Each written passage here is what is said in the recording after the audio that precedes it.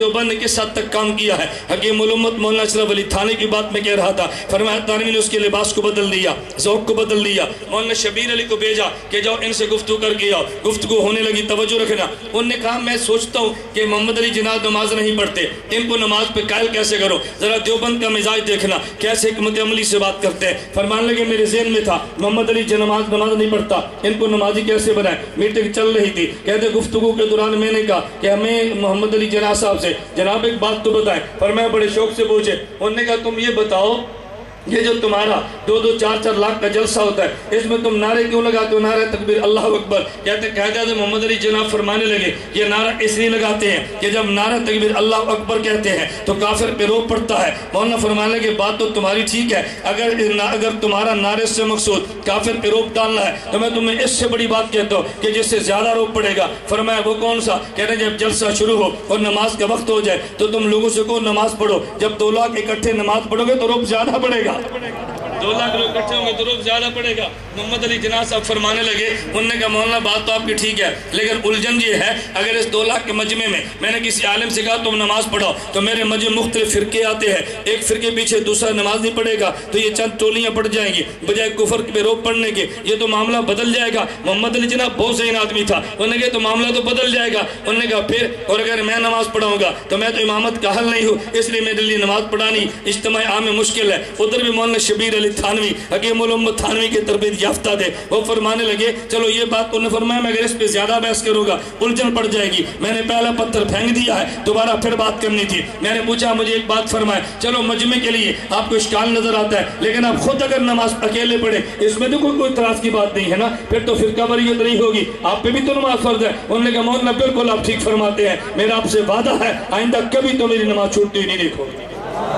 میرا تم سے وعدہ ہے کبھی تو میری نماز چھوٹتی نہیں دیکھو گے۔ محمد علی جناح کو نماز پہ لگایا۔ میں کبھی ایک بات کہتا ہوں ہمارے قابل اس انداز میں جواب دیتے، یقین کریں کہ بڑے سے بڑا بندہ حیرت زدہ رہ جاتا۔ شیخ الہند رحمۃ اللہ علیہ کے بارے میں دوران مطالعہ عجیب واقعہ پڑھ رہا تھا۔ شیخ الہند مالٹا کی جیل میں تھے اور یہاں یوپی کے گورنر کا سیکٹری یہاں ہندوستان سے چلا اور انگلستان جا رہا تھا، راستے مالٹا میں اسیروں سے ملا، قیدیوں سے۔ انہوں نے کہا مجھے قیدیوں سے ملاؤ۔ شیخ الہند مولانا محمود حسن دیوبندی سے ملا۔ ذرا توجہ کرنا، اب دوران جیل کتنا عجیب سوال کیا، اگر اس سوال کا جواب کیا دیں گے جس سے جیل بڑھ جائے یا جیل کم ہو جائے؟ جواب یوں دینا ہے کہ جواب ٹھیک بھی ہو اور جیل کی مدت بڑھے بھی نہ۔ اس نے کہا مولانا محمود الحسن مجھے ایک سوال کا جواب تو دو۔ فرمایا کیا سوال ہے؟ اس نے کہا بتاؤ ہندوستان دارالحرب ہے یا ہندوستان دارالحرب نہیں ہے؟ توجہ رکھنا، ہندوستان دارالحرب ہے یا دارالحرب؟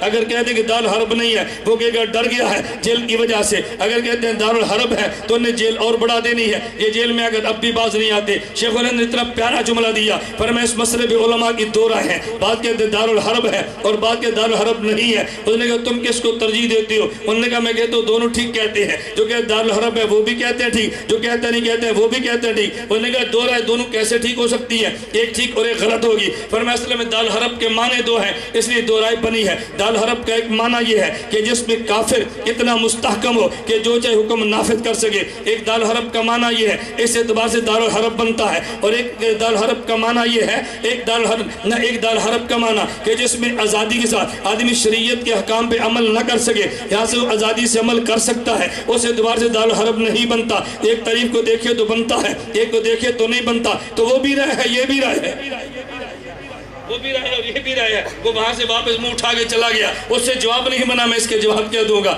ہمارے علماء خدا نے عجیب فراست عطا فرمائی تھی۔ میں کبھی ایک جملہ کہتا ہوں اس لیے کہ یہ مقلد امام اعظم ابو حنیفہ رحمۃ اللہ علیہ کے امام اعظم جیسے جواب دیتے تھے نا، کبھی آپ امام صاحب کے مناظر سوالات اور جوابات پڑھیں۔ میں ایک واقعہ پڑھ رہا تھا حضرت امام اعظم ابو حنیفہ کے بارے میں، ان سے ایک ہجڑے نے سوال کیا۔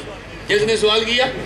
خسرا ہجڑے نے سوال کیا۔ حضرت امام صاحب کہنے لگا جی میرے 2-4 سوال ہیں۔ فرمایا تم کرو سوال پوچھنے لگا۔ انہوں نے کہا جی میرا پہلا سوال یہ ہے کہ بتائیں دنیا کا وسط کون سی جگہ ہے درمیان؟ فرمایا یہی جگہ جہاں تو کھڑا ہے، اگر نہ یقین ہے تو ناپ کے دیکھ لے۔